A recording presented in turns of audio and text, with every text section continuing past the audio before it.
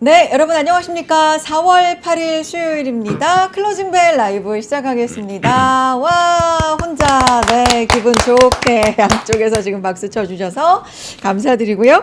아, 수요일 원래 진짜 피곤한 날인데 오늘은 힘이 납니다. 힘이 납니다. 네, 코스피가 7%대 불기둥, 네, 코스닥은 5%대, 비교적 약한 게 5%대입니다.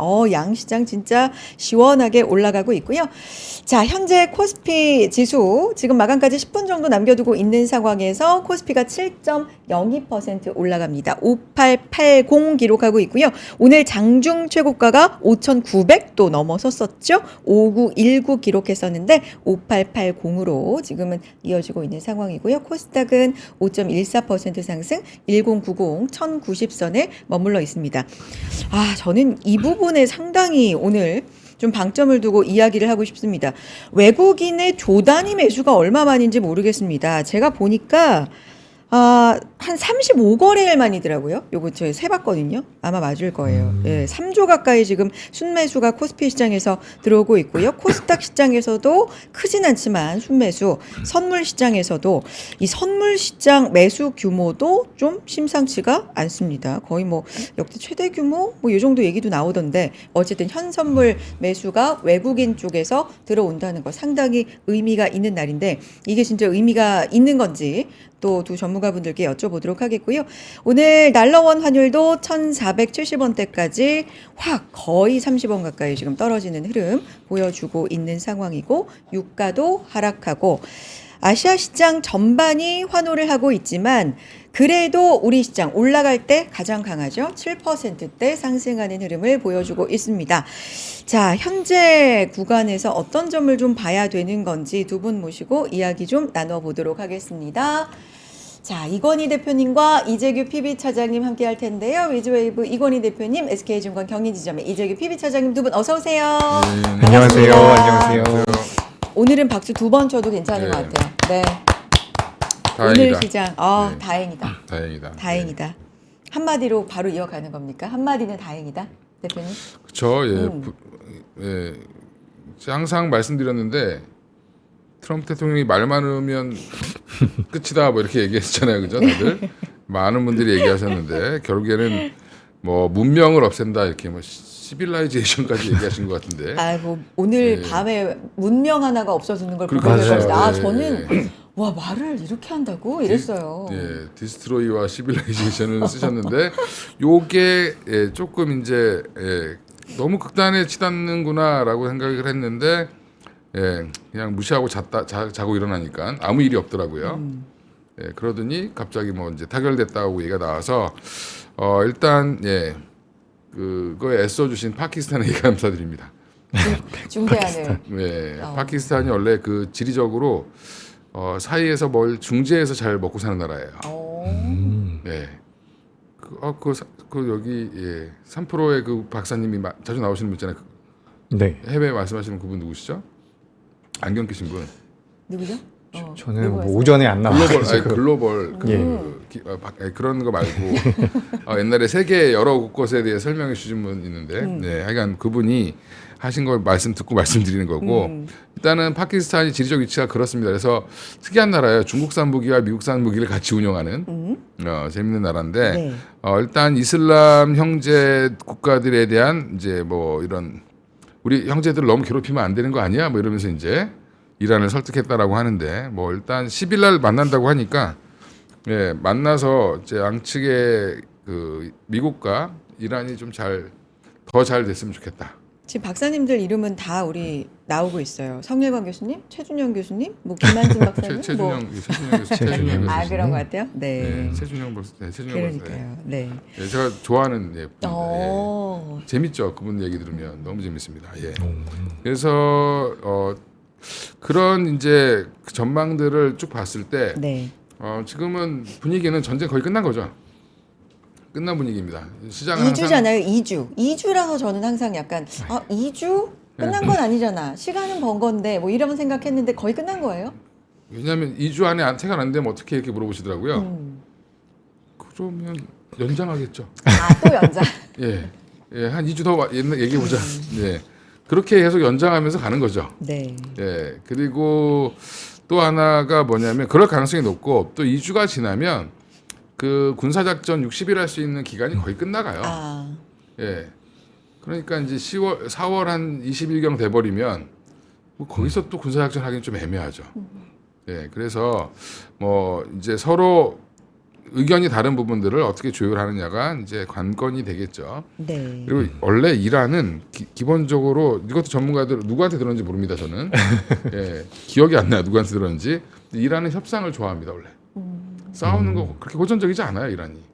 이번에도 보면은 먼저 선제 공격한 적은 한 번도 없습니다.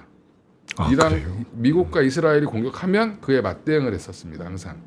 그래서 이번에도 생각보다는 잘 해결되지 않을까 이렇게 긍정적인 사고를 돌려보겠습니다. 예. 네. 예. 오늘은 일단 긍정적인 사고를 돌릴 만한 예, 네, 그렇죠. 그런 흐름이었다. 어쨌든 2주 휴전이 됐고요.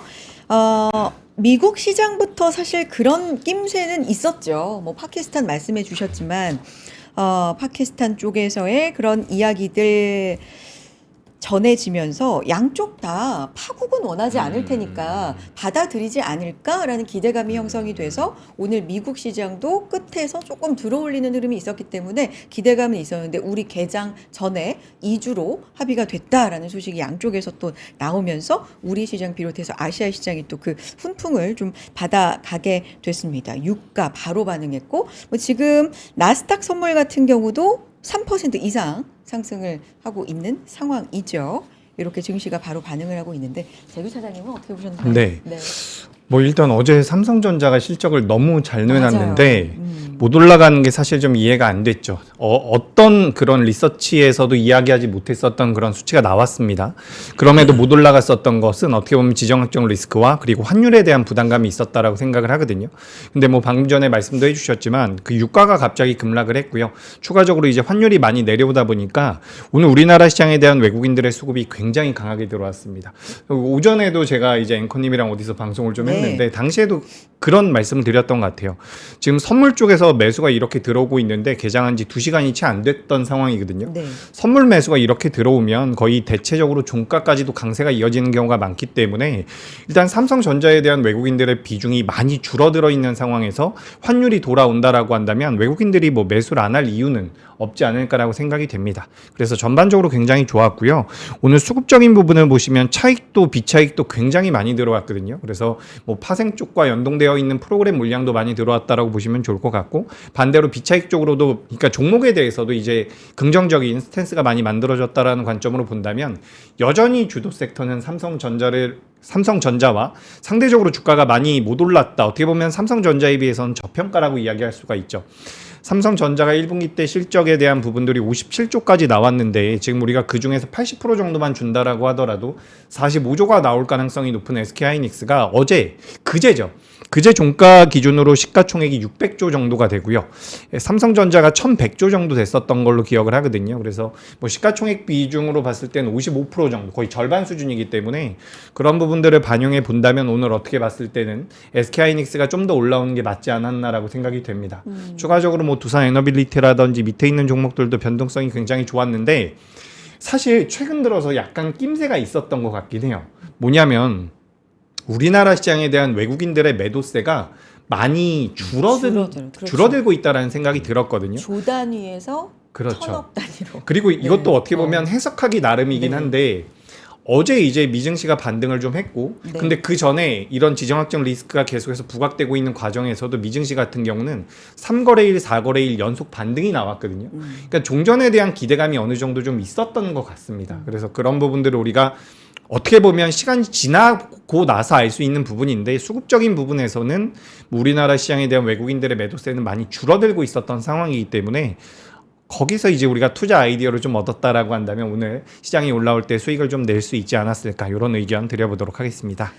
알겠습니다. 전반적으로 지정학적 리스크가 완화된 부분 크게 완화된 거죠. 2주간의 이제 휴전이고 사실 시간을 번 거고 어떻게 보면 아직 종전까지는 아니지만 종전으로 가기 위한 다음 스텝을 할 수 있는 어느 정도의 가능성이 이제 생긴 거니까 물론 그 안에서 뭐 해결해야 될 것들은 많다라는 이야기들도 있지만 어쨌든 오늘 그 호재를 그대로 받아가고 있습니다. 아까 수급적인 얘기를 좀 하면서 시작을 했었는데 대표님께도 수급 얘기 좀 여쭤보고 싶은 게 이 외국인 반가운 외국인 조단위 매수 요 부분을 좀 짚어보고 싶습니다. 현선물 다 매수한 거고 3조 가까운 외국인의 코스피 매수 선물 쪽에서도 이 정도 규모면은 거의 역대급이라고 할 수 있는 거 아니에요? 이거 의미가 있는 겁니까? 그렇죠. 예. 네. 아침에 시작할 때 이제 장 시작할 무렵에 우리 이제 그게 타결됐다고 나왔잖아요. 그렇죠. 예, 근데 선물 옵션 시장이 8시 45분에 시작을 하니까 그때 이제 콜옵션이 선물도 한꺼번에 많이 사긴 했는데 콜옵션을 그 당시에 그러니까 아침 시작하자마자 거의 200억을 가까이 사더라고요. 엄청난 거예요. 네, 엄청난 겁니다. 제가 보통 종가 무렵에 콜옵션 이제 폭락 나왔을 때 예전에도 한번 콜옵션이랑 풋매도가 갑자기 증가했다. 네. 그러니까 내일은 반등 무조건 나옵니다. 이렇게 말씀드렸잖아요. 위로 베팅하는 거죠. 그죠, 위로 베팅하는 네. 거죠. 풋을 매도한다는 건 위로 거꾸로니까. 그래서 이제 오늘은 콜 풋을 다 매수하고 있는데 콜을 근데 어제도 많이 샀거든요. 근데 그저께 많이 샀는데 어제 차익 실현이 별로 안 나왔어요. 안 나오고 오늘도 다시 더 샀기 때문에 일단 이번 지금 두 번째 목요일이 아마 이제 며칠 안 남았을 텐데 만기일. 만기일. 옵션 만기일. 예, 네. 옵션 만기일이 언제인지 또 이제 알려드려야 될 것 같아요. 내일 아니에요? 내일인 것 같은데 네. 그죠? 예, 내일 두 번째 목요일이니까 네. 예, 4월 2일이 첫 번째 목요일이고 그러니까 내일이 옵션 만기일입니다. 네. 그러면 이제 내일까지는 일단은 더 뜬다라고 생각하면 되죠. 내일 오전까지는 그 뒤는 잘 모르겠습니다. 오후는 모르겠고. 모르면 모르겠고. 네. 그런데 이제 그건 이제 선물은 근데 지금 아직 만기가 멀었죠. 이제 6월 막 거래되고 있는 거기 때문에 포지션을 좀 전환하는 계기가 될 것 같습니다. 그건 어떤 얘기죠? 포지션 전환. 이제는 사는 거예요? 매도 방향 아랫 방향으로 있었던 선물이 윗 방향으로 바뀌는 변곡점이 아마 오늘이 될 것 같습니다. 예, 그래서 그거는 이제 장 끝나고 확인을 해봐야 될 것 같고. 네. 그다음에 거래소 같은 경우는 지금 2조 4천억이면 그냥 소소하게 사는 거죠.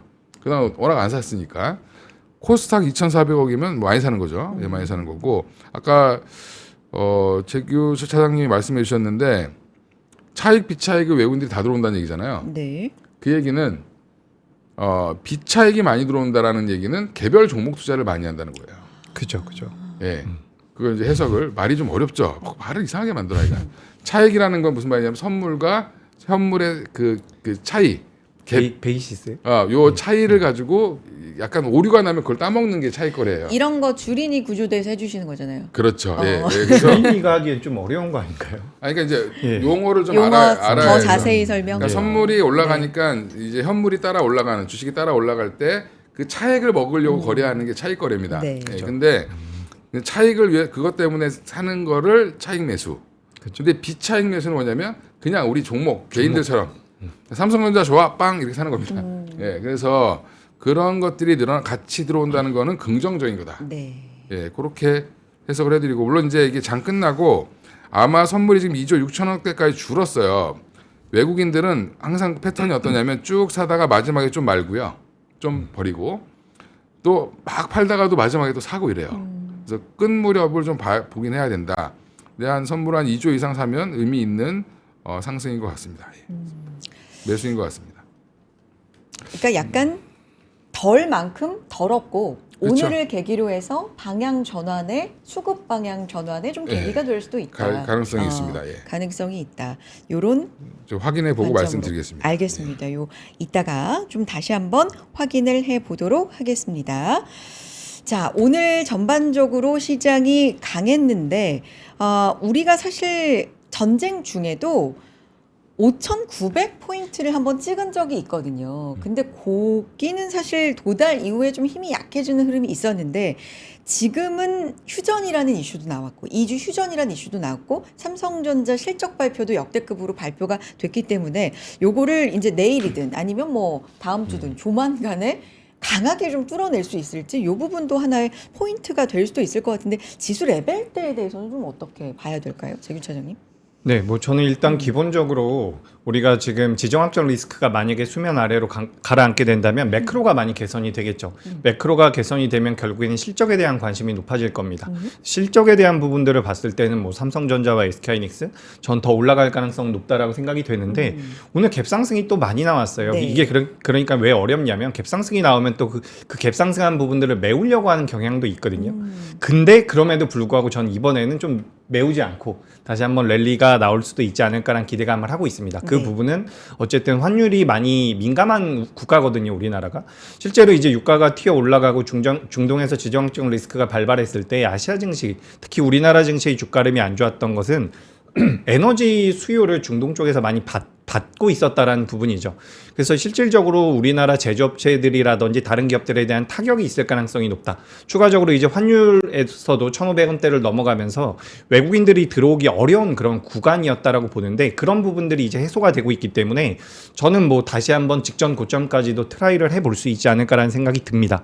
그래서 삼성전자와 뭐 SK하이닉스 전반적으로 저는 추가적인 상승 가능성이 높다라는 말씀을 드리고 싶고요. 수급적인 부분을 봤을 때에도 지금 뭐 삼성전자와 SK하이닉스에 대한 외국인들의 수급은 많이 비어 있다라고 하니까 그런 물량들 제가 이런 이야기들은 많이 했던 것 같아요.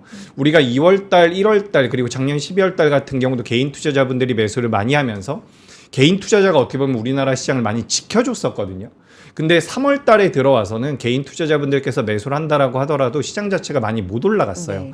그렇기 때문에 외국인들이 받아주는 구간이 나올 가능성이 높고 그 구간이 나와야지만 삼성전자와 SK하이닉스가 한 번 더 랠리가 나오면서 어떻게 보면 단기 고점이 나올 수 있겠습니다라는 말씀 드렸는데 오늘 삼성전자와 SK하이닉스에 대한 외국인들의 포지션이라든지 우리나라 시장에 대한 포지션 그리고 환율에 대한 부분들 지금 10년물 국채금리 같은 경우도 제가 보니까 꽤 많이 내려왔거든요. 4.23%까지 내려왔는데 전반적으로 이제 매크로에 대한 걱정은 없는 것 같습니다. 그리고 이제 실적에 대한 고민을 해봐야 되는데 실적적인 부분들 같은 경우도 삼성전자와 SK하이닉스 같은 경우는 뭐 저보다 더 잘 아실 것 같으니까 말씀을 안 드리고 삼성전자와 SK하이닉스 외의 종목군들 우리가 이제 컨센서스가 나오는 기업들 같은 경우도 연간 기준으로 봤을 때 영업이익률이 20%에서 25% 정도 올라올 것이라는 네. 예상치가 좀 있거든요. 그래서 그런 부분들을 우리가 고려해 본다면 지금 시장 자체는 어떻게 보면 하반 경쟁은 굉장히 강하게 나올 가능성이 높다. 저는 이렇게 생각을 하고 있습니다. 갑자기 트럼프가 이상한 말을 하면 또 변동성은 나오겠지만 저는 개인적으로 전쟁에 대한 이벤트들은 끝나지 않았나라고 생각이 되거든요. 매크로에 영향을 미치는 정도는 그렇기 때문에 저는 시장에 대해서는 좀 긍정적으로 보실 필요가 있지 않을까 이렇게 의견 드리겠습니다. 그러니까 완전히 뭐 끝났다고 말하기에는 좀 조심스러울 수도 있지만 좀 민감도가 그러니까 줄어든 건 좀 네, 그러니까 전쟁이 네. 끝났다는 건 네네네. 아니지만 네. 시장에서의 반응 정도는 좀 끝나지 않았나라고 생각이 되는 게 매크로가 일단 안정이 되고 있는 부분을 저는 가장 큰 명분으로 좀 말씀드리고 싶고 그러니까 사실 우리나라 시장에 외국인들이 지금 안 들어올 만한 이유는 없는 것 네. 같아요. 예, 그렇게 보여집니다. 알겠습니다. 마감 지수 살펴보고 또 이야기 이어가 보겠습니다. 오늘 결국에 코스피 지수는 6.87% 상승하면서 5,872선으로 마무리가 됩니다. 코스닥 지수는 5%대 상승이고요. 1,089선에서 마무리가 되는 흐름 보여주고 있습니다. 외국인 코스피에서 3조 넘게, 코스닥에서 2,600억 넘게 순매수해주는 흐름, 선물 시장에서의 매수도 눈에 띄는데 이런 부분들 좀 변화된 흐름들 조금 이따가 이건희 대표님께 또 여쭤보도록 하겠습니다. 달러원 환율 1,470원대 초반까지 급격하게 원화 강세로 오늘은 반응을 하고 있는 모습이고요. 전반적으로 780개가 넘는 종목이 코스피 시장에서 올랐고 100여 개 종목 정도가 하락을 했습니다. 1,400여 개 정도의 종목이 코스닥 시장에서 상승을 했다. 이렇게 볼 수가 있겠습니다. 시총 상위 종목 좀 볼까요? 어제 역대급의 삼성전자 실적 발표가 있었습니다. 어제 57조 2천억 원에 진짜 755%가 전년 동기 대비해서 성장한 영업이익을 발표한 삼성전자가 1%대 상승으로 마무리가 됐었잖아요. 오늘 7%대 상승하면서 21만 전자, 하이닉스 더 크게 상승합니다. 12% 상승하면서 33,000원 기록을 하고 있는 모습이고요. 현대차도 오늘 크게 올랐어요. 7%대 상승. 오늘은 아무래도 방산 관련된 하나 에어로스페이스는 3%대 하락을 보여줬고요. 하이닉스하고 연동되는 스퀘어가 15% 이상 상승하는 모습도 눈에 띕니다. 삼성물산을 비롯해서 오늘 건설 관련된 종목들도 좀 크게 상승하는 모습들 눈에 띄고요. 두에빌 오늘 6%대 또 상승을 했네요. 현대차 이어서 기아도 5%대 상승. 삼성전기 12% 상승으로 또 크게 상승세를 보여줬습니다. 대부분의 종목들이 뭐 빨간불을 켰어요. 아까 방산주가 좀 약했다 말씀드렸는데 한화시스템이 0.8% 정도, 그리고 현대 로템이 2% 하락하는 흐름을 보였고요. 자, 코스닥 시장 보겠습니다. 에코프로 BM 각각 5%, 3% 이렇게 상승했고요. 레인보우 로보틱스 오늘 11%대 상승을 했네요. 알테오젠도 6%대, 삼천당 제약이 자, 뭐랄까요? 이렇게 빨간불 가운데 유일하게 요 일단 화면 안에서는 파란불이죠. 6%대 하락 보여주는 모습 보여줬고요. 요게 아무래도 최근 들어서 코스피 지수 대비해서 코스닥 지수가 좀 약한 요 시총 상위 종목이 어쨌든 좀 약한 종목이 하나 껴있으니까 요게 아무래도 영향이 있겠죠. 오늘 5위로 시총 5위로 좀 내려가는 모습도 보여집니다. 우리기술이 18%, 원전 관련된 종목들도 오늘 눈에 띄는 모습을 보였습니다. 클래시스 3%, 현대 무벡스 로봇 관련돼서도 15% 상승하는 모습도 눈에 띕니다. 자, 여기까지 대략적인 정리였고요. 시장 포인트 좀 짚어보도록 하죠. 대표님, 어떤 점이 좀 눈에 띄십니까? 오늘 이제 외국인들이 이제 그 선물을 많이 샀잖아요. 네. 계약수로 이제 금액으로 보면 한 2조 5천억 지금 사고 있는 걸로 보이고, 물론 종가를 확인해 봐야 됩니다만 지금 계약수로는 11,000 계약 정도로 샀는데 여기 누적이 보이죠, 누적. 예, 누적으로 지금 외국인들이 오늘 것까지 포함했을 때 예, 조회를 다시 한번 해보겠습니다. 누적으로 보면 이제 누적으로 플러스로 좀 돌아서는 그러니까 마이너스 1,000 계약 정도 남았습니다. 이게 무슨 말이냐면 매도 쳐놓은 게 아직은 조금 더 있다. 근데 이제 합성을 해봤어요. 옵션이랑 합성을 해봤더니 방향이 이렇게 바뀌었습니다. 위로 가야지 돈을 더 버는 수익이 나는 구조로 그렇죠. 바뀌었다. 그래서 보시면 콜로 지금 엄청나게 이 상태로 가면 콜 수익이 이 정도다. 이론적으로 이 정도다. 계산해 보면 이게 100만 원이면 끝이. 콜 옵션을 엄청 먹었죠 지금. 예. 와, 1조인가요? 1조? 1조 5천억 이상 수익이 났습니다. 그러니까 이게 몇백억이라고 얕잡아 보면 안 된다. 그러니까요. 예. 그래서 풋에서는 잃었죠. 잃고 있는 거죠. 예. 그래서 지금 위로 올라가면 올라갈수록 지금 숫자가 계속 올라가죠 이렇게. 예. 그래서 지금 현재 가격대만 보더라도 884 정도 되니까 884 이 정도 오면 1조 4천억 이상의 수익을 보고 있다. 콜로. 그러면 선물로 잃더라도 전체 합성으로는 수익이 난 거죠. 그래서 제가 이걸 왜 보여드리냐면 아까 말씀드린 것처럼 방향을 틀기 시작했다. 선물도 이제 매도가 한 11,000 계약 남아 있으니까 금방 이걸 잡아먹으면 내일 만약에 이 정도 다시 사면 완전 플러스로 전환되는 겁니다. 네. 그 정도의 힘이 내일까지 있을 거라고 보시는 거예요? 굳이 내일 다 안 해도 되죠. 천천히 외국인들도 좀 속도 조절하면서 천천히 그렇죠. 하겠죠. 예, 그렇습니다. 네. 알겠습니다. 지금 네. 채팅창에서 아까부터 좀 제 눈에 띄는 게 요즘 개인들 주식 참 잘한다. 네. 오늘 개인이 팔았잖아요. 네. 그러니까 이게 거의 뭐 요즘에 몇 달간 나타나는 전형적인 현상이죠. 올라가면 개인은 팔고. 그날 파는 날인데 오늘 이렇게나 또 지수가 많이 올라가니까 개인 투자자들의 매도가 또 나옵니다. 잘하신 거죠? 트레이딩의 민족이긴 한데 중요한 건 내일 또 갭으로 올라버리면 그분들이 이제 그런 물량을 털리는 걸 수 있죠. 오늘 코스피에서 7조 이상 네. 팔았나요? 지금 코스피에서 5조. 5조 4천원. 5조예요? 5조 4천원. 5조 4천. 코스닥에서 5,800억 정도 팔았고요. 그러니까 개인들은 오늘 선물 빼곤 다 팔았어요. 네. 네. 요게 이제 넥스트 트레이드까지 하면 그 앵커님 그죠. 말씀하신 7조 같고 네. 대표님께서 말씀하신 5조. 정규장만 이렇게 죄송합니다. 정규장만 하면 5조.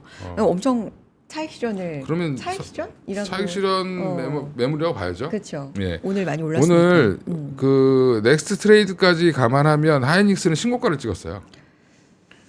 SK 하이닉스는. 그런가요? 110만 정말? 원, 110만 어. 원. 네. 기존에 우리 2월 26일 날 고가가 111만 109만 9천 원이었습니다. 1,000원 차이로. 네. 이야. 여기가 109만 9천 원이었어요. 여기 저는 지금 다른 증권사 거 보고 있는데 여기는 2월 26일 날 111만 1,700원. 아, 그래요? 예. 예. 어쨌든 고가 부분이네. 기준으로. 고가 기준으로. 뭐 하여간 예. 거의 마주보기 했다. 네. 네, 우리가 3월 달부터 고생했던 거 생각보다 4월 초에 빨리 끝났다.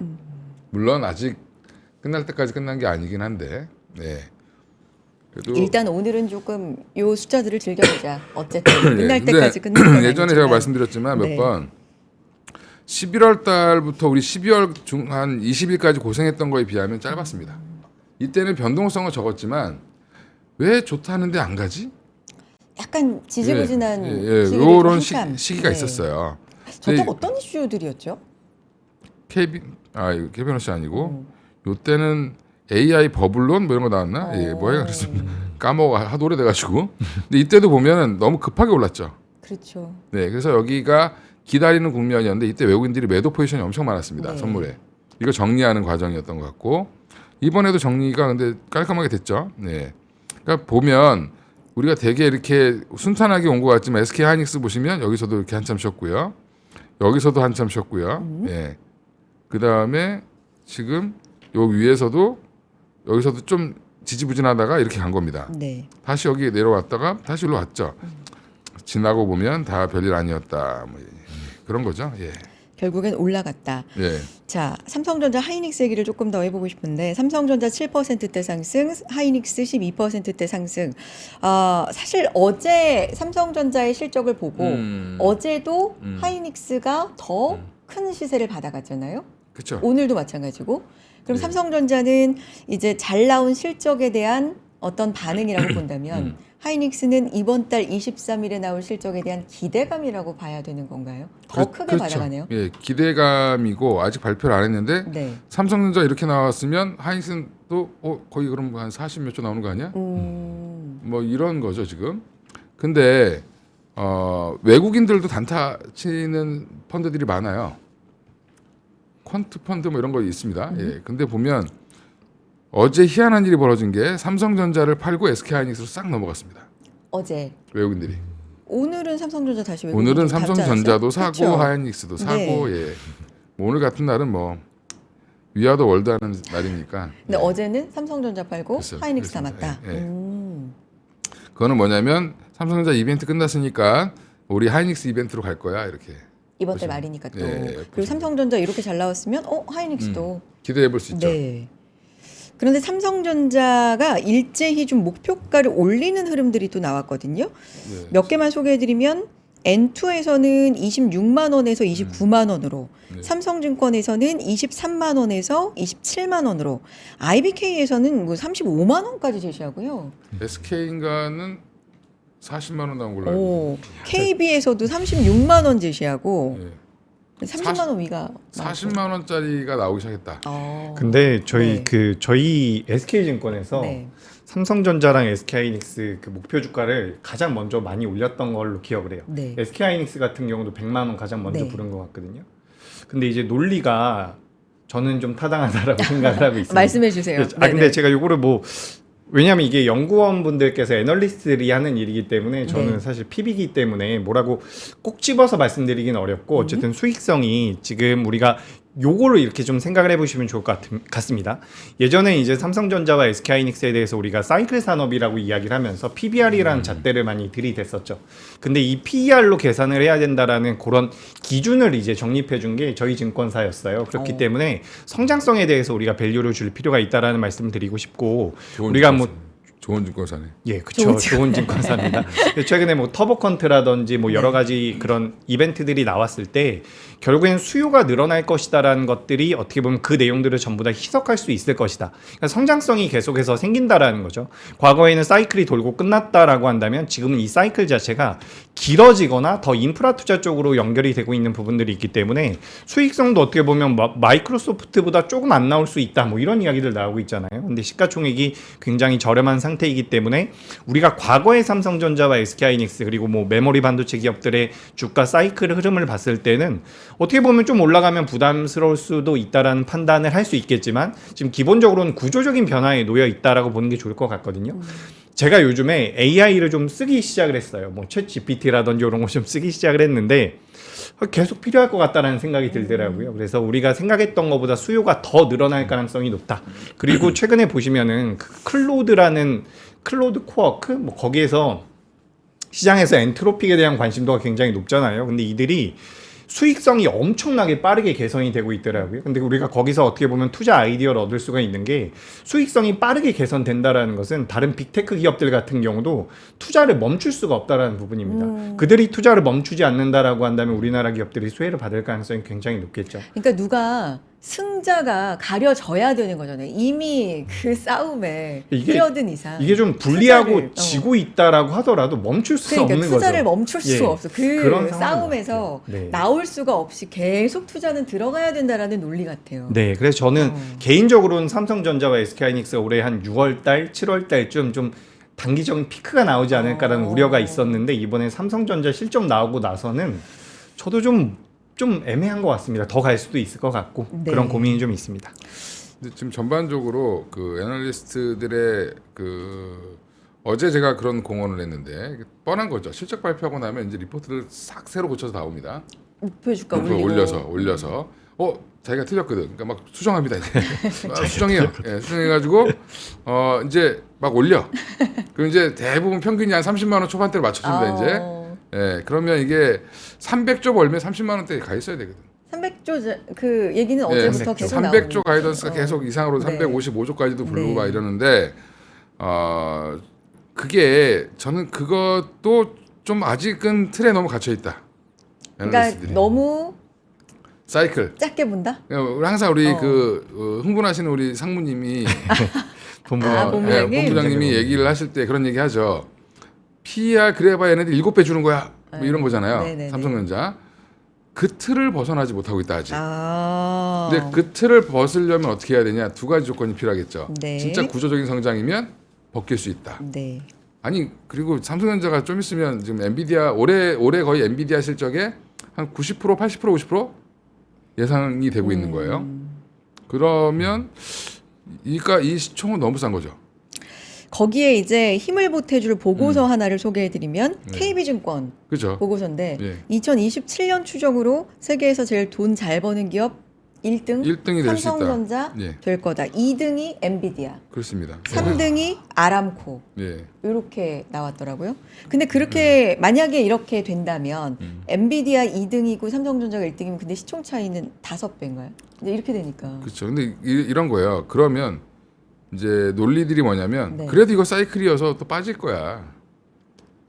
그러니까 엔비디아처럼 구조적인 성장은 어려워. 이렇게 얘기하시는 분들이 있는데 그렇지 않을 수도 있지 않을까? 그런 상상을 좀 해보는 거죠. 구조적 성장은 어려워라는 의견이 있는데 네. 그게 아닐 수도 있다. 그렇죠. 그러니까 구조적으로 성장을 할 수도 있다. 사이클이 그리고 생각보다 길 수 있다. 예. 우리 오늘 너무 시장이 이렇게 올랐다고 막 아니 그거는 제가 어제도 얘기했고 그저께도 계속 하긴요. 얘기하고 맞아요. 다니는 말인데 계속 오늘 같은 날 얘기가 더 먹히죠. 그렇죠. 예. 근데 이제 구조적 성장이라는 게 뭐냐면 그런 거죠.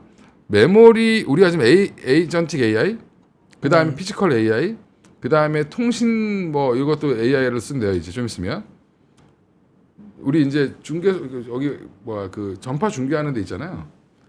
거기에 아예 이제 AI 칩이 들어가야 된다는 거예요. 좀 있으면 6G가 되면. 근데 하여간 점차 확대되고 있는 반도체 시장인데 중요한 건 이게 꺾이지 않고 계속 가려면 오픈 AI가 뭐 상장 실패한다든지 이러면 안 되겠죠. 그렇죠. 예, 계속 경쟁해야 돼. 사람들이 챗 GPT 쓰다가 제미나이 갔다가 클로드로 가요. 그러면 제가 그 흐름으로 갔어요. 네. 제가 유행 딱- 따라가시는 거죠. 예. 그러면 이제 한 바퀴 도는 거지. 그럼 챗 GPT가 다시 또 확 좋아져. 투자를 밝혀서. 그럼 사람들이 또 챗 GPT로 몰려가. 예, 이게 계속 반복됩니다. 그러면 어느 순간 폭발적인 성장이 나올 수 있죠. 나중에 아마 이제 에이전틱 AI 시대가 오고 피지컬 AI 시대에 오면은 제가 주장하고 다니는 거예요. 예, 요금제가 나올 겁니다. 요금제. 메모리 요금제. 메모리. 너의 에이전트 AI는 몇 기가까지 쓸래? 몇 테라바이트를 쓸래? 내 걸 얼마까지 기억해 줄 수 있는지. 그럴 수도. 그럴 수 있겠죠. 네. 우리가 통신 요금 옛날에 그 분 단위로 막 통화 시간으로 받았잖아요. 이제 군대에서 막 하도 많이 통화해가지고 네. 그 당시 여자친구랑 밤마다 지금 사모님 보고 계신 상관없습니다. 그분이겠죠. 아닙니다. 통화를 하다 보니까 전화 요금이 막 20만 원씩 나오는 거예요. 네네네. 근데 지금은 뭘로 하죠? 데이터로 하죠. 그렇죠. 좀 있으면 우리도 뭘로 할까요? 메모리 용량으로 할 수 있습니다. 그러니까 챗 GPT를 쓰는데 너의 메모리 한계는 뭐 이렇게 나올 수 있죠. 아니 뭐 지금은 너무 먼 얘기 같아도 뭐 그럴 수도 있는. 그렇게 될 가능성이 높습니다. 그래야지 메모리 비싸게 사서 쓰죠. 그렇습니다. 알겠습니다. 오늘 저희가 너무 꿈과 희망 같은 얘기를. 시장 뭐 기분도 좋고요. 뭐 이런 얘기 맞아요. 이럴 때 해야 먹는다. 그렇죠. 맞는 것 같아요. 우울할 때 하면 화내요. 그리고 저희의 뇌피셜이 아니라 이제 증권사에서 나오는 목표 주가 상향의 이유를 들어서 또 여러 가지 얘기를 좀 해봤습니다. 삼성전자, 하이닉스 얘기해봤고요. 또 특징적인 얘기들 좀 해볼까요? 오늘 뭐 거의 대부분의 종목들이 지금 올랐으니까 네 삼천당 제약. 삼천당 제약이 이슈가 있네요. 말씀 좀 해주세요. 실증 데이터 심사 통과하고 한마디로 이제 에스페스 특허 얘기가 좀 문제가 됐었잖아요. 네. 이게 대만에 있는 회사에 소속되어 있는 건데 이제 이거를 본인 거로 증명한 것 같아요. 삼천당 거다라는 걸 증명을 한 거다 뭐 이렇게 얘기가 나온 것 같습니다. 한번 쭉 읽어봐야 될 것 같긴 한데 그래서 그 의혹 해소됐다고 지금 올라오는 거죠. 지금 넥스트에서 올라가는 거죠? 16% 올라오고 있습니다. 와. 요게 그 우리나라 장 마감되기 전에 나온 걸로 알고 있는데 그 임상 수탁 기관이라고 해가지고 CRO 사업 뭐 이런 거 하는 회사랑 진행을 해가지고 그 CRO 업체 이름으로 들어갔었던 것 같아요. 그 특허에 관련되어 있는 부분들이. 근데 실제로는 이제 이 삼천당 제약에 전부 다 100% 귀속된다 이런 내용이 나와준 것 같고. 근데 지금 올라가는 건 또 굉장히 탄력적이네요. 이렇게 탄력적으로 올라가면 좋죠. 뭐 보유하신 분들 같은 경우는. 근데 외국인들도 계속 샀어요. 네. 쇼커번지 모르지만 샀습니다. 근데 제 기억에 재규 차장님이 어제 오늘 네. 이렇게 어제. 지금 정도 파는 거가 그렇게 실익을 잘 모르겠다라고 표현을 해주시긴 네, 했었는데. 저도 그 말씀 드리고 나서 네. 이거 내가 말 실수했나라는 생각을 잠깐 했는데 아. 제가 어떤 말씀 드렸었냐면 차트를 잠깐 보여주시. 네. 어제 말씀드렸던 것 같아요. 어제 뭐라고 말씀드렸냐면 그 삼천당 제약이 뭐 미국이라든지 이렇게 뭐 판매를 많이 할 것이다 그런 특허라든지 권리에 대한 이야기들이 나올 때가 요 자리였어요. 2월 며칠 때 요 자리였던 것 같거든요. 그래서 제가 말씀드렸던 것은 기술적인 부분이었습니다. 그래서 주가가 그 자리까지 회귀를 했기 때문에 오늘 그러니까 어제 저녁에 방송을 했으니까 오늘 아침이었겠죠. 그래서 시초가에 매도하는 것이나 요 자리에서 매도하는 것은 어떻게 보면 매도 실익은 좀 없을 수가 있다. 그래서 주가가 올라오게 되면 무리하게 매매하시는 분들은 좀 줄이시고 요런 말씀을 좀 드렸던 것 같거든요. 그래서 매수하라는 말씀은 드린 건 아니었고 그렇게 좀 말씀드려보도록 하겠습니다. 보유자들 대응 어떻게 하라 이런 거죠. 네, 그렇죠. 알겠습니다. 무리하게 매매하셨으면 좀 줄이실 필요가 있고 그런 말씀을 드렸습니다. 알겠습니다. 그 밖에 또 이슈가 있으면 또 체크 부탁드리고요. 오늘 건설 관련주도 뭐 대부분 올랐지만 건설 관련주 굉장히 강하게 올랐거든요. 어떤 부분 좀 있었던 거죠? 아무래도 재건 쪽인가요? 그렇죠. 이제 원전주도 올라오고 재건주도 올라오고 왜 올랐냐? 재건 쪽에 무게가 좀 더 있는 거죠. 그러니까 건설은 원전도 붙고 재건도 붙었는데 오늘은 재건, 어떤 때는 원전. 오늘은 원전도 뭐 괜찮았으니까. 원전도 괜찮았으니까 그러니까요. 플러스 알파가 더 된 거죠. 그래서 네. 현대건설, 뭐 대우건설이 상한가 같죠. 네. 대우건설. 제가 너무 비싸다고 얘기하니까 상한가 가네요. 항상 그래. 그렇습니다. 근데 저는 요즘에 DLENC를 열심히 보고 있는데 네. 이게 좀 싸 보여서 오늘 한 24% 가까이 올랐습니다. DLENC가. DLENC의 숨은 매력을 하나 더 말씀드릴게요. 여기 뭐 엑스에너지와 관계, 뭐 PBR이 낮은 거 다 매력적이죠. 근데 더 매력적인 게 하나 있다. 이란이랑 친해요. DLENC가 대림 산업일 때 예전에 이란 이라크 전쟁 때 유일하게 남아서 공사했던. 그래서 이란이 굉장히 좋아하는 회사입니다. 경제 제재가 만약에 풀린다. 그러면 거의 이란의 공사를 흔히 말로 아도칠 수 있다. 수주면으로 좀 더 유리하다. 이 유리하다. 회사가. 네. 그렇군요. DLENC를 그래서 보고 계시는데 오늘 뭐 거의 대부분의 종목들이 다 올라왔습니다. 예. 네 올라서 말씀하신 오늘은 것처럼 뭐 상한가 안 가면 특징주가 아니어서 제가 특징주 정리해봤는데 이게 20% 좋아요. 넘는 보여주세요. 네. 20% 넘는 종목들 10몇 적어도 한 10몇 프로 되는 종목들 이제 정리해봤는데 네. SK하이닉스 그죠? 예, 큰 종목 중에 유일하게 또 많이 올랐고 대우, 삼성전기도 많이 올랐습니다. MLCC, FCBGA 이거 다 좀 좋죠. 두산이 오늘 또 엄청 올랐어요. 두산. CCL 여전히 이제 실적 기대하는 거죠. 뭐 기판주를 좋은데 그다음에 코스닥에서는 파두 이 항상 파란을 일으켰던 파두죠 한때. SSD 시장 확대 기대 이것 때문에 올라가는 거죠. 심택은 소캠 이 관련된 리포트가 한 7만 원짜리 나왔어. 7만 8천 원짜리인가? 그거 나오면서 지금 반등이 세게 나왔는데 오늘 장 좋으니까 더 가는. 레인보우 로보틱스는 일단 삼성전자가 GPU 5만 장 받잖아요. 네. 반도체에만 쓸까요? 예, 로봇에도 쓰겠죠. 예, 로봇의 머리를 만들어줄 수 있을 것 같다. 뭐 그러면 최근에 뭐 때문에 레인보우 로보틱스가 고점에서 많이 빠졌냐면 주가 조작, 주가 뭐 좀 사- 자금이 정보 있었죠. 정보 네. 유출 뭐 이런 거 네. 있잖아요. 사전 정보 네. 뭐 임원들이 미리 그 삼성에 인수되는 거 알지 않았냐 뭐 이런 것 때문에 수사를 좀 검찰이 아마 압수수색 한번 했을 거예요. 그것 때문에 이제 좀 영향을 받았지 사실은 그러다 보니까 주가가 다른 로봇들에 비해서 굉장히 많이 빠졌습니다. 오늘 같이 좋은 날 이제 한 번씩 올려주는 거죠. 기술적 반등할 자리에서 121선 딱까지 내려온 다음에 돌렸죠. 추세를 무너뜨리지 않겠다. 중장기 추세는 이런 이제 강력한 의지를 보여줬다. 예, 근데 여기 고점 대비하면은 거의 뭐 반토막 가까이 빠졌습니다.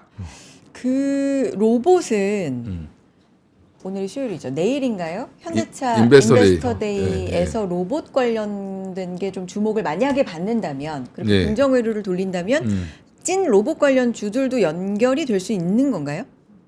그리고 제가 여기 안 쓴 설명 안 했네요. 네네네. ETF 출시. 아. 근데 이 ETF에 20% 비중이 뭐가 들어가냐면 현대차와 로보티즈가 들어갑니다. 제일 비중이 높고요. 두 회사가 현대차 그룹주들 다 들어갑니다. 그리고 SP 그 레인보우 로보틱스 들어가고요. SPG. SPG 같은 회사들도 들어가고 그래서 이 ETF가 내일 출시됩니다. 내일이군요. 예. 내일 로봇 관련된 이벤트가 조금 있네요. 예. 그리고 거기 인베스터 데이도 있죠. 네. 인베스터 데이 있으면 제가 항상 말씀드리잖아요. 우리 전 세계에서 제일 싼 로봇주? 현대차. 예, 그렇죠. 예, 이거 밀고 있는 건데 이게 답변이 딱 나오죠. 그러니까 이게 가스라이팅. 예, 가스라이팅 계속하는 겁니다. 예. 근데 이런 기업은 좀 네. 가스라이팅 당해도 괜찮은 부분이 있습니다. 네, 지금 어쨌든 오래된 기업이고. 그 전쟁 때 근데 전쟁 오늘 전에 올라갔던 거. 50만 원 넘어서 사실 50만 원 미치 기회인가? 뭐 이런 느낌이었다가 이제 그 기획 오늘로써 아니 뭐 내일 또 50만 원 밑으로 빠질 수도 있죠. 예. 그렇죠. 예, 그러니까 요런 거 몇천 원 가지고 이렇게 좀 아끼지 마시고.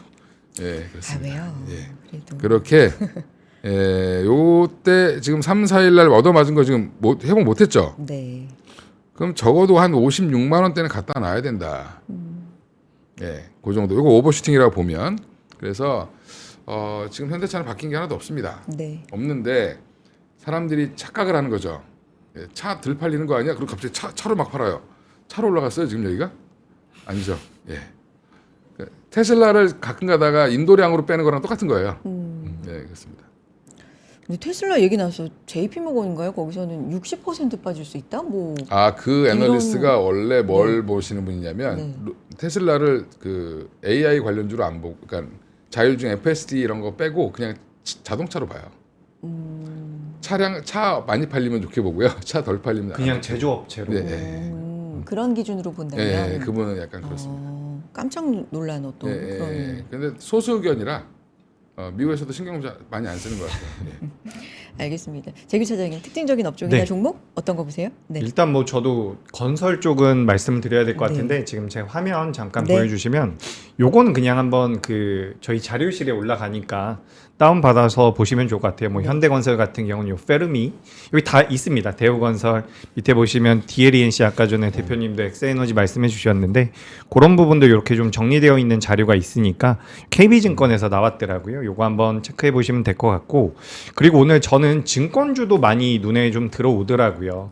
제가 이제 어쨌든 현업에 있다 보니까 오늘 증권주도 올랐죠. 네, 그래서 뭐 NH투자증권 같은 기업도 주가의 상승폭이 컸고요. 키움증권 같은 경우도 주가의 상승폭이 컸고 근데 전반적으로 오늘 보시면은 뭐 증권주들 같은 경우도 이제 10% 넘게 오른 기업들이 굉장히 많거든요. 근데 우리가 여기서 체크를 해볼 부분이 뭐냐면 지금 코스피 같은 경우는 어제도 우리나라 시장이 좋다라는 이야기들이 좀 있었지만 어제보다 오늘 거래대금이 50% 넘게 늘었어요. 50% 정도 늘었네요. 어제 대비해서. 그래서 이제 거래대금이 계속해서 붙어주고 시장에 대한 관심도가 높아진다라고 한다면 증권사들 같은 경우는 수익 구조가 좋아질 가능성이 높겠죠. 그래서 어떻게 보면 지금 반도체 쪽이라든지 성장주 쪽으로 자금이 넘어갔을 때는 증권주가 좀 재미없을 수도 있어요. 하지만 뭐 성장주라든지 이런 쪽에서 약간 둔화되는 모습이 나온다라고 한다면 뭐 증권주 같은 경우도 뭐 정책적인 부분들도 계속해서 있잖아요. 주주환원 쪽에 대한 모멘텀까지 부여가 된다면 증권주도 좀 보실 필요가 있겠다라는 말씀 드리고 싶고 요건 사실 약간 이른 이야기인 것 같은데 우리가 지금 지정학적 리스크가 부각되고 나서 가장 많은 피해를 받을 것이다라고 예상이 됐었던 것이 이런 대한항공 같은 항공주입니다. 대한항공 같은 경우는 오늘 7% 정도가 올라왔고요. 오늘 석유화학 쪽에서 대한유화가 오랜만에 좀 올라왔거든요. 12% 정도가 올라왔는데 이건 어떻게 보면 전쟁이 끝날 수 있다라는 기대감이 좀 반영이 된 것 같아요. 그래서 여러분들께서도 이제 매매를 하실 때 투자 아이디어로 생각을 해보실 게 이번 지정학적 리스크로 인해서 수혜를 받을 수 있는 받았던 업종과 피해를 받았던 업종 중에서 뭐 수혜받았던 업종 중에서 구조적인 수혜가 만들어질 수 있는 쪽은 더 가겠죠. 근데 피해를 받았었던 업종들 같은 경우도 어떻게 보면 되반등은 어느 정도 나올 가능성이 높지 않을까라고 생각이 돼서 오늘 저는 이제 뭐 이렇게 섹터를 딱 꼭 집어서 말씀드리기는 어렵지만 뭐 증권주도 좀 괜찮았고 그리고 종전에 대한 기대감이 있는 종목들이 좀 오른 게 아닌가 네. 그 섹터들이 좀 오른 게 아닌가 이렇게 좀 의견 드리겠습니다. 사실 오늘 대부분의 종목들이 올랐는데 이제 하락한 종목들 보면 뭐 방산 관련주들 근데 얼마나 하락했나 보면 한화에어로 뭐 3%대, 현대로템 2%대. 그러니까 모르겠어요. 물론 이렇게 상승한 날 큰 하락이라고 볼 수 있지만 어떤 관점으로 보면 뭐 이슈치고는 그렇게 또 빠지지도 않았다라는 관점으로도 볼 수도 있을 것 같거든요. 방산 또한. 빠지는 게 사실 좀 이상한 거죠. 왜냐하면 뭐 일단 전쟁이 끝나간다 그러니까 빠진다. 전쟁할 때 우리가 뭐 무기를 좀 대긴 했지만 오히려 이제 전쟁 때문에 소모했기 때문에 채워 넣어야 되죠. 네. 예. 아마 미국 방산주들은 이제 봐야 될 것 같고요. 지금부터 봐야 된다. 예. 우리나라 방산주들도 여전히 좋게 봐야 된다. 지금 난리 났어요. 이제 항상 사람들은 뭐 한다고요? 소 잃고 외양간을 고칩니다. 예, 항상 이렇게 터지고 나서 보니까 우리나라의 방어 체계가 얼마나 허접한지를 이제 다들 알게 되는 거죠. 그렇죠. 네, 그럴 때 그러면 뭔가 보강을 하기 시작할 겁니다. 외양간은 이제 고쳐야죠. 예, 그러면 고치려면 LIG 넥슨 거 많이 사가야 되고, 예, 그 다음에 혹시 이제 다음에는 누가 탱크로 밀어붙이면 어떡하지? 탱크도 사야 되고 LIG 전차도. 넥슨은 뭐 올랐습니다. 네. 예, 오늘도 올랐죠. 그러니까요. 그러니까 이 회사는 좀 빠져주면 사야 되는데 잘 안 빠져요. 오늘 장중에 좀 빠질 때 예, 담아야 될 기회였다라고 보고 있는데 일단 뭐 저는 아니면 지금 한국항공우주 같은 거 있잖아요. 네. 너무 전쟁 중에 KF-21이 나오는 바람에 시기가 아니죠. 그 양산기가 지금 보면 아주 예쁘게 옆으로 기고 있죠. 카이 한국항공우주. 예, 요런 거를 제 증권회사 다닐 때 좋아했어요. 고점 이게 항상 이게 저점이 빵빵빵 높아지죠 이렇게. 이렇게 높아지고 있는데 위에는 상단이 좀 걸려요. 그러면 요거를 20만 원 뚫으면 굉장히 가벼워질 수 있다. 예, KF21 300대 팔린다는 얘기 나오면 바로 사셔야 되겠죠. 예. 그 전에 사야 됩니다. 예. 인도네시아가 열 몇 대밖에 안 가져간다고 그러더라고요. 우리나라 공군이 150대. 근데 200대로 늘릴 수도 있다. 근데 아마 지금 여기 군침 흘리고 있는 나라들이 굉장히 많다. 그래요. 네. 올해 300대만 만든다는 계획 나오면 네. 예, 바로 여기서 주가 그냥 예. 점퍼. 근데 이거는 진짜 안보랑 관련된 거라서 그쵸.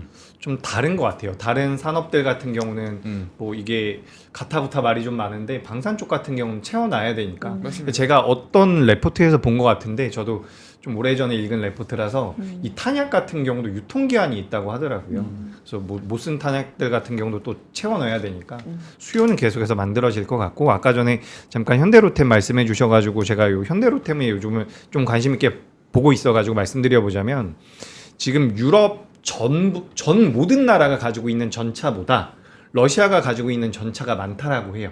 그래서 지금은 뭐 공대공에 대한 이야기들, 뭐 LIG 넥스원 같은 기업들 이야기 많이 하는데, 이제 방산 쪽에 대한 수요가 계속해서 만들어진다면 이런 기업들도 좀 매력적일 수 있지 않을까. 그리고 현대로템 같은 경우는 요즘에 우주항공 쪽에도 투자를 하고 있다라고 네. 하거든요. 그래서 이런 기업들은 사실 주가가 많이 오르진 않았잖아요. 그래서 참고해 보시면 될 것 같습니다. 알겠습니다. 요거까지만 보고 저희 또 아주 좋은 제품들 소개를 해 드릴 텐데, 그 반도체 투톱과 더불어서 소부장도 오늘 괜찮았죠. 네, 그렇죠. 좀 볼만한 부분들이 있을까요? 거의 네. 대부분이 좀 좋았기 다 때문에. 좋았습니다. 네. 근데 이제 이제 소부장 중에 그럼 이 많은 것 중에 뭘 사야 될까? 이제 각자의 맞아요. 취향을 좀 이제 좀 취합할 필요는 있는데 저는 여전히 한미반도체를 좋게 보고 있고요. 오늘 한 이게 10% 올랐네요. 터보 퀀텀 네. 때문에 더 빠졌어요. 아, 그래요? HBM 수요 준다고. 어. 예. 근데 요게 그럼 여기 왜 올라갔을까? 왜 올라갔을까요? 여기 삼성전자 납품. 그러니까 3월 3일 4일 빠져도 다시 제자리 그 이상 올려갔죠. 삼성전자 납품이 거의 확정되어 있기 때문에 이걸 안 뺐는데 최근에 터보 퀀트 때문에 빠진 거예요, 이게. 그러면 지금 자리에서 다시 30만 원 갖다 놓고 고민해야 될 것 같죠. 예, 그렇습니다. 그리고 터보 퀀트뿐만 아니라 삼성전자 납품했다는 거를 강하게 알려주는 기사가 있었는데 아무도 주목을 안 하시더라고. 급식 업체가 삼성 웰스토리로 바뀌었어요. 한미반도체 급식 업체가. 상당히 중요한 힌트인가요? 그렇죠. 한화 거를 쓰지 않겠다. 아우홈을 내쫓고 다른 데 잠깐 쓰다가 웰스토리로 넘어갔습니다. 삼성이랑 계약했다는 얘기죠. 중요한 힌트를. 중요한 힌트. 예. 그러니까 알겠습니다. 뭐 밸류 이런 거 지금 생각하지 마시고 지금 장비주 중에 밸류가 싼 회사는 아무도 없다. 다 비쌉니다. 예. 그리고 지금 노근창 센터장님 말씀하신 거를 저 얼마 전에 들었는데 오늘 아침에 제가 또 들었는데 어제 방송하신 것 같은데 그 얘기를 하더라고. 장비 쇼티지가 날 수 있다. 장비가 부족하다고요? 지금 여기서 증설을 하고 싶어도 장비가 안 된다는 거예요. 특히 이제 HBM 우리 증선하려고 막 지금 마이크론도 준비하고 있고 우리도 준비하고 있잖아요. 네.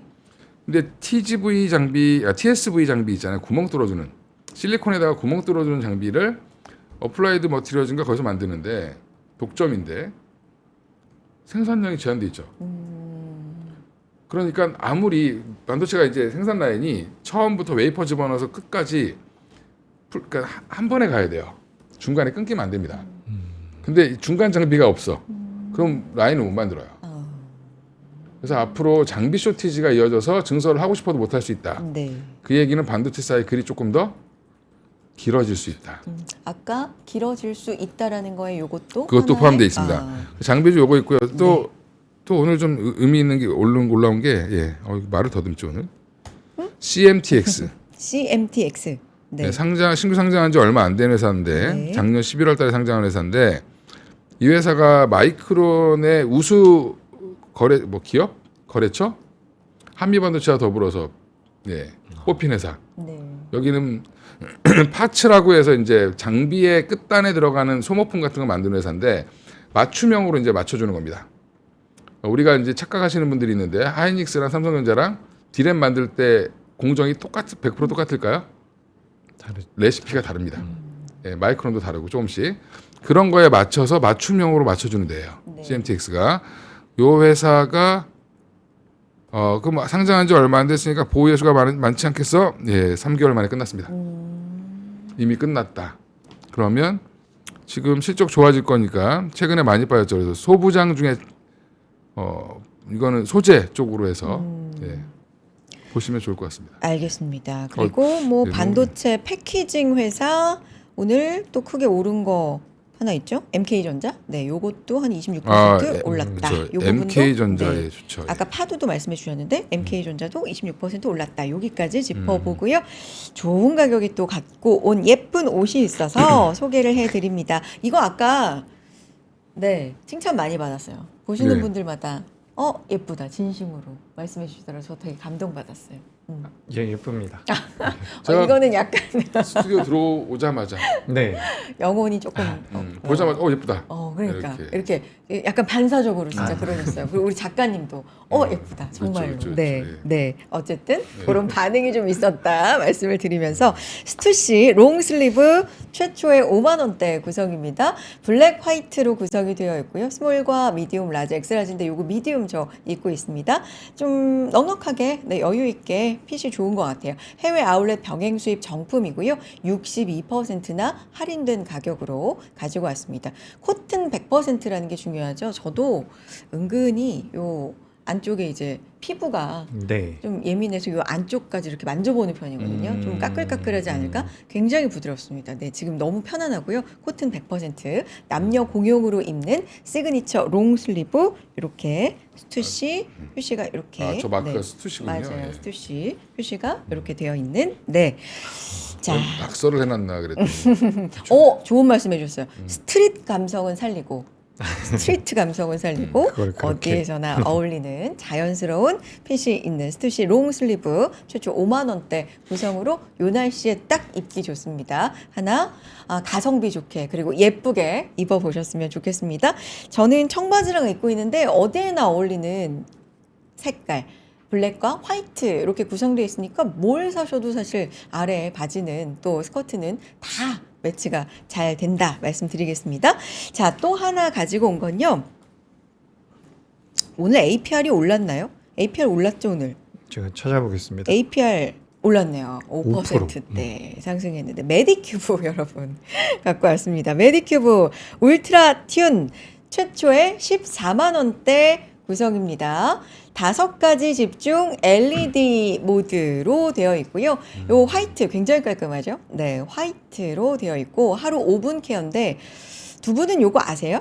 요런 어떤 미용 기기에 대해서 좀 많이 싸졌네요. 원래 한 20만 원대인 걸로 알고 그쵸? 있었는데. 저는 사실 조금 산지 됐는데 요건 아니지만 다른 브랜드인데 저 진짜 비싸지고 그래서 저는 40만 원대 샀거든요. 그렇죠. 그러니까 요즘 보면 와, 좀 늦게 살 걸 이런 생각도 많이 합니다. 이게 14만 원대라니. 와, 저 지금 화면이 나고 있는데 부스팅, 기본 사용 방법, 그리고 서클링, 요 눈 주변에 네, 집중 케어 방법으로 울트라 튠 사용 방법을 네, 보시고 계시는데 반드시 6개 고주파 팁을 완전히 피부에 밀착한 상태에서 사용해 달라는 네, 그 사용 방법이 있었는데 그 고주파 튠이 뭐냐면 요게 이렇게 6개가 구성이 되어 있거든요. 너무 작은가요? 좀 멀리 돌기가 잡았는데 있죠, 네, 돌기. 이렇게 돌기가 네. 맞아요. 이렇게 막 있는데 아프고 그런 건 아니에요? 전혀 아프지 동글동글해요, 않고 동글동글. 네네네 뭐 따로 어떤 화장품을 구매하시지 않고 쓰던 화장품 그냥 여러분한테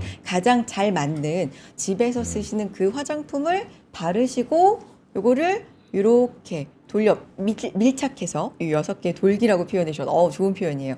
돌기를 밀착해서 이렇게 쓸어주시면 흡수가 잘 된다. 리프팅도 된다. 메디큐브는 뭐 얼마나 유명하면 수출도 잘 되고 네. 정말 그 기업을 살린 요 이게 기구 아마 이겠습니까? 예전에 여기 네. APR 상장한 지 얼마 안 됐을 때 여기 나오셔서 3프로에 나오셔서 막 부사장님인가 나와서 막 얘기했던 거 기억나는데 예, 그렇습니다. 그래서 아마 그러니까요. 싸게 해주신 것 같아요. 그건 잘 모르지만 네. 어쨌든 좋은 가격이면은 틀림이 없습니다. 14만 9천 원 최초 울트라튠 최초의 14만 9천 원 구성이고 41%나 할인된 가격입니다. 콜라겐 생성 110%이고요. 리프팅 주름 케어 디바이스입니다. 콜라겐을 먹는 걸로 이제 많이 채우려고 우리가 하잖아요. 네. 뭐 콜라겐 저- 많이 들어있는. 저도 먹고 있습니다. 예. 근데 그게 먹는 걸로는 진짜 많이 먹어야 된다고 막 그런 얘기를 그래요? 들은 적이 있긴 먹으면 그냥 있는데. 소화만 되는 것 같아요. 근데 먹는 것도 물론 중요하고 네. 요거까지 해주시면 더 좋겠죠? 좋은 가격에. 그리고 좀 가벼워요. 이게 사실 저 집에 있는 건 좀 무거운 편이거든요. 요걸 한참 좀 들고 있어야 되는데 무거우면 좀 저는 그렇더라고요. 가볍죠? 오, 가볍네요. 가볍죠. 생각보다 가볍다. 드라이기보다 훨씬 가벼운데. 그러니까요. 진짜 가볍네요. 네, 가볍습니다. 자, 추가 비용은 0원이고요. 전용 젤 구매 필요 없습니다. TV 보시면서 천천히 전문가급의 리프팅 즐겨보시기 바랍니다. 자, 여기까지 하고 시장 얘기 돌아가 보겠습니다. 자, 오늘 시장 워낙에 이제 이렇게 좋았기 때문에 한시름 났어요. 우리, 와, 진짜 어제 얼마나 걱정했어요. 근데 사실은 대표님 별로 걱정 안 하셨을 것 같긴 한데. 네. 사실 걱정 저는 많이 했거든요. 왜냐하면 아니, 너무 말을 험악하게 하니까 뭐 문명을 없앤다고 그러고 진짜 이러니까 살짝 제가 그런 얘기 했습니다. 네. 어젠가 어제 어디 모 방송 가서 그런 얘기를 했어요. 네. 진짜 이성적이면 그러니까 트럼프의 이성과 감정에 어디에 호소할 거냐. 이성적이면 절대 안 할 거다. 뭐 감정적이면 할 수도 있다. 근데 전쟁이 근데 항상 감정적인 경우가 많아요. 가다 보면 네, 하다 진행되다 보면. 예. 근데 이제 다행히 이성적으로 돌아서서 뭔가 파키스탄 핑계를 대고 이렇게 잘 하신 것 같아요. 예. 근데 저도 그 생각이 그러니까 제 개인적인 피셜이지만 파키스탄의 그런 어떤 중재안을 양쪽 다 기다렸나 뭐 이런 그렇죠. 생각도 예. 좀 하긴 했습니다. 그러면서 러시아, 중국도 살짝 좀 너무 하지 말고 좀 이랬죠. 예. 그런 것들 좀 작용한 것 같습니다. 어쨌든 그래서 오늘 시장은 크게 좀 반응을 했고 어제 삼성전자 조금 실적이 아쉬웠던 부분들도 오늘은 좀 반응을 해주고 뭐 외국인 조단위 매수 들어오고 현선물 매수 들어오고 오늘은 어쨌든 긍정적이었습니다. 근데 내일장 또 이번 주 장까지 좀 본다면 뭘 좀 주목해봐야 되는지 이제 이런 걸로 좀 넘어가 봐야 될 것 같아요. 한 말씀씩 좀 들어볼까요, 재규 차장님? 네. 네, 일단 그저 뭐 지정학적 리스크가 완전히 끝난 건 아니기 때문에 근데 사실 오늘은 나와 있는 수치들이 다 너무 좋습니다. 맞아요.